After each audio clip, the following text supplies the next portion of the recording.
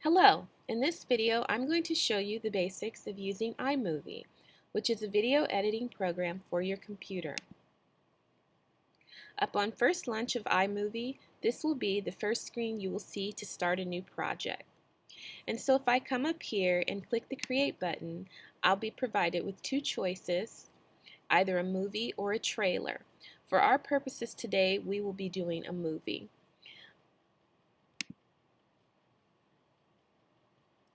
Now, iMovie comes with a selection of themes, which are basically groups of similarly styled titles and transitions that will play over and between the clips that you provide.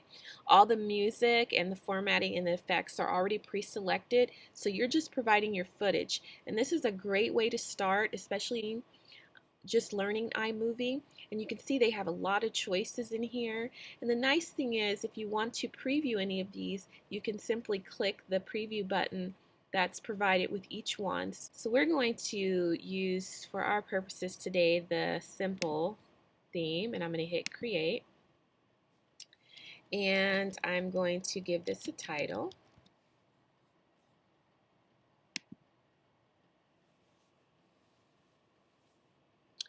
And so now I'm presented with my timeline and my preview window, which is where I will be working the remainder of the time.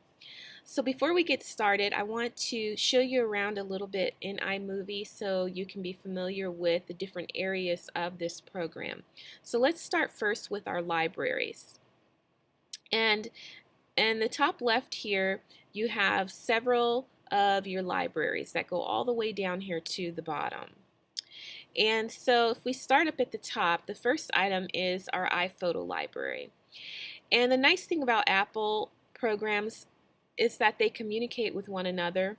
So for example, if I have photos in an Apple photo program, I can easily access them and pull them right in. So these are actually on my camera roll right now. And so I could just pull these right in if I had video or pictures or things that I needed from my camera roll. The iMovie library is going to be the current movie that you're working on. So these are going to be dated. So you can see I have a date here. And this is nice so you can track your footage and keep it organized by events. And then if I come down here to the bottom, we have what's called our content library. And the content library is basically going to provide us with things that allow us to enhance our movies. So things such as titles, and accessing our iTunes and sound effects and even transitions and a few other things here. And we'll be working with these as we get further along when we start editing our movie. This top right area is what we call our preview window. And this is going to allow us to do just that. So as we're working on our video, it's going to allow us to preview our actual movie or clips that we have over here in our library. So if I wanted to see this clip, I could just hover over it and you can see over in the preview window it's showing the clip to me.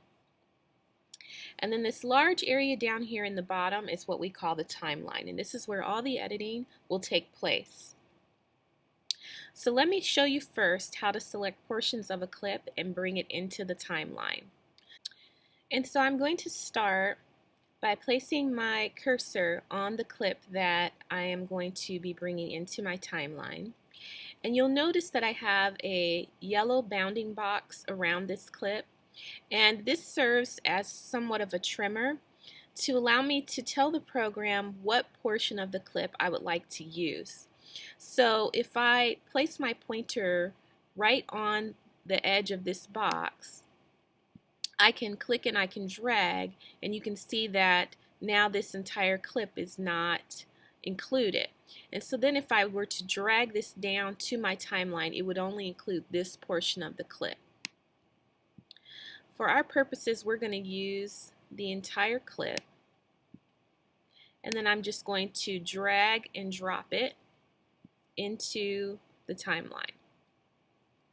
Now once it's on the timeline, each one of these boxes represents a period of time. And I have a slide bar up here underneath my preview window. that will allow me to zoom in or out for that clip, as you can see here as I'm doing it. Now let's say I change my mind and want to cut out a portion of my video. There are a couple of ways that I can accomplish this. The first way is to place my cursor at the very end of the clip, and you'll notice that my pointer turns to the double-headed arrow.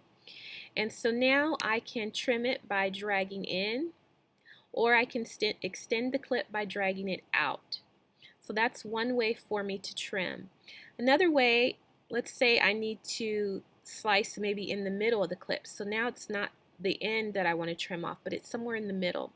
So I would place, you see this yellow line here where I want to do my cut, and I'm going to right click, and I have a split clip option here that will allow me to split the clip here in the middle, and then I could get rid of whatever piece I didn't want. Final way is to use my keyboard shortcuts, which would be Command B, and so wherever this line is in my clips, I hit Command B, it'll provide that slice there as well. So those are 3 different ways to trim my video. Now let's take a look at a few of the features in the content library that we can add to our movies.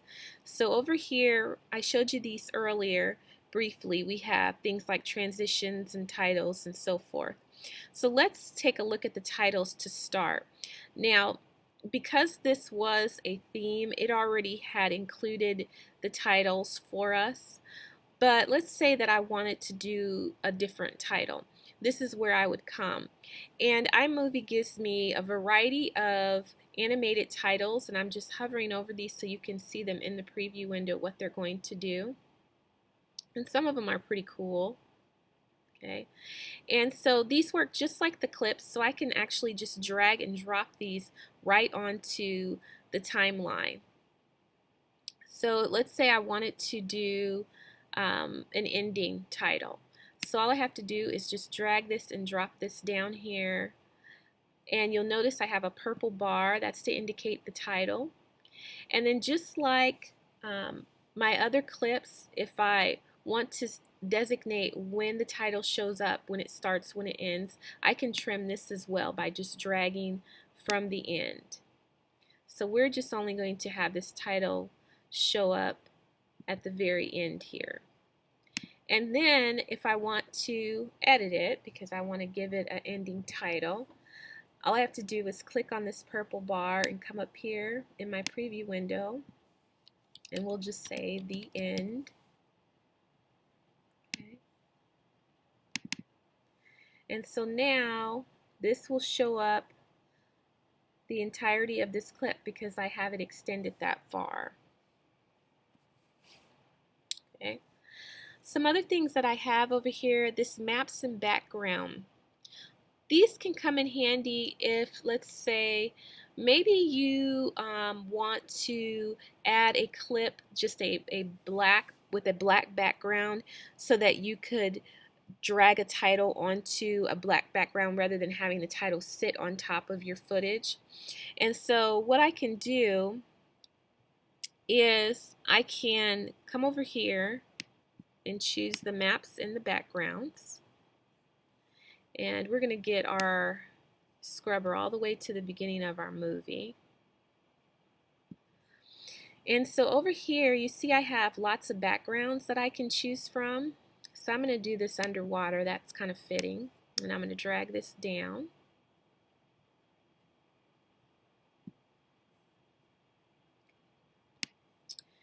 And I don't need it to be all the way over there, so I'm just trimming it like I showed you earlier. And so now my title shows up on the background rather than on top of my footage, which I think looks a little bit neater. Okay. Some other things that I can do over here with the maps, I have some animated maps, and these are nice if, for example, you're doing a movie about your vacation. You could choose one of these animated maps, and basically what they do, you can choose a starting and an ending point for these maps, and it'll allow you to have kind of an animated uh, visual of your actual travel, which is kind of nice. And we're not going to use one of these today, but I just wanted you to know that these were available. Okay, let's move on to sound effects. Now, one thing I wanted to point out, if you haven't already noticed, is that every one of the items in iMovie is designated by a color. So for example, the blue waveforms that you see here appear below the video clips, whereas the audio only clips appear as green waveforms. So this is just kind of iMovie's way of allowing us to designate which is which. And if we were to have added one of the animated maps per se, just like this background over here, it has the gray bar below it. The maps would have the gray bar as well. So it's just a way for us to distinguish what is what when we're looking at the information on our timeline.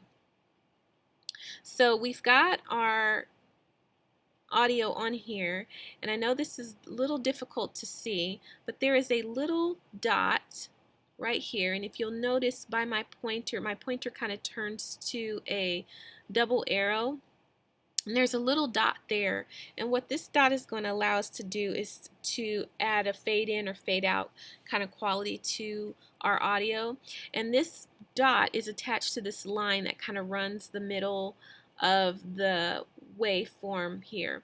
So if I click on this, what it's going to do is it's going to allow me to fade in or out this sound. Now, why would you want to do this? This would come in handy if maybe you were doing a voiceover, but you wanted the sound effect in the background while you were talking. This is a way to fade the audio in and out to control that.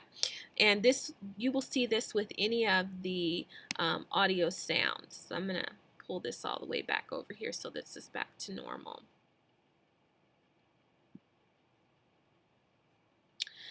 Some other things that I want to draw your attention to since we're working with audio, up here above the preview window, you do have some audio tools.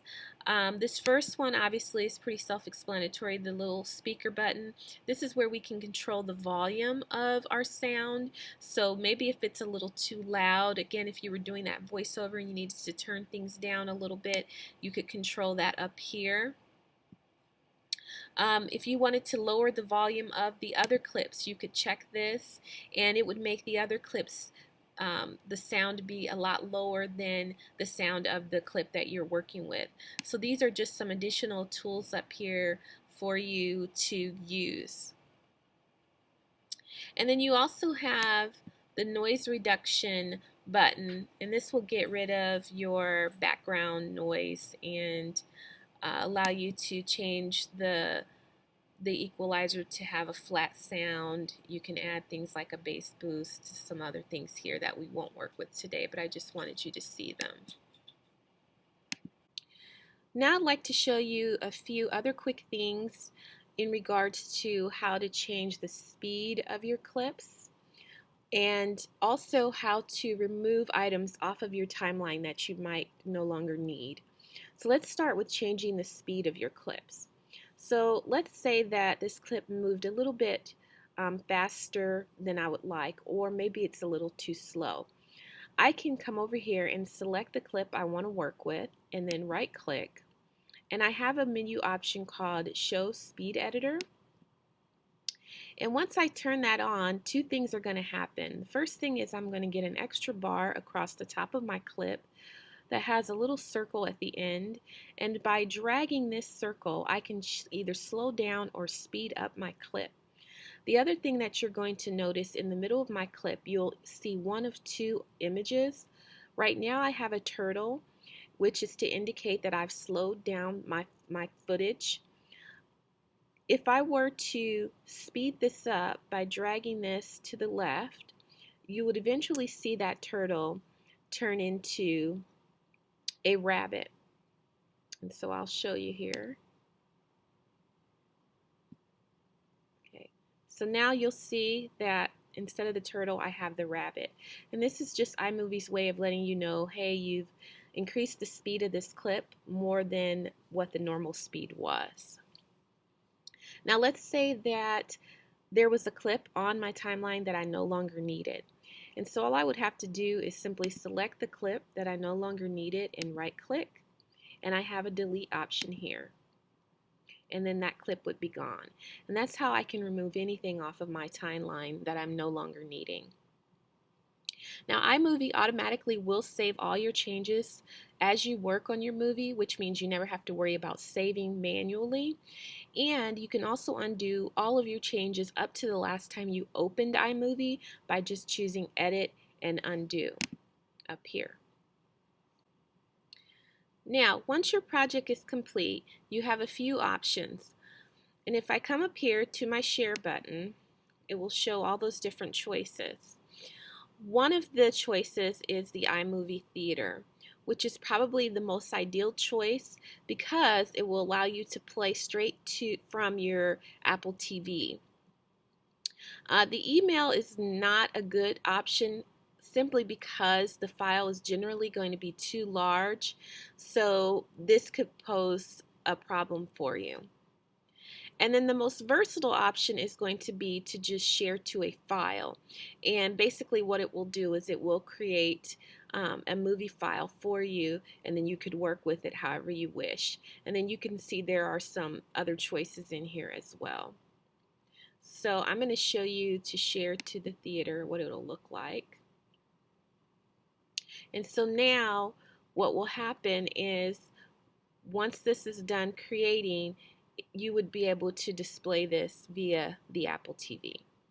If you have other questions about how to use iMovie, you can always check out the application's In Product Help button, or you can go to the website on apple.com.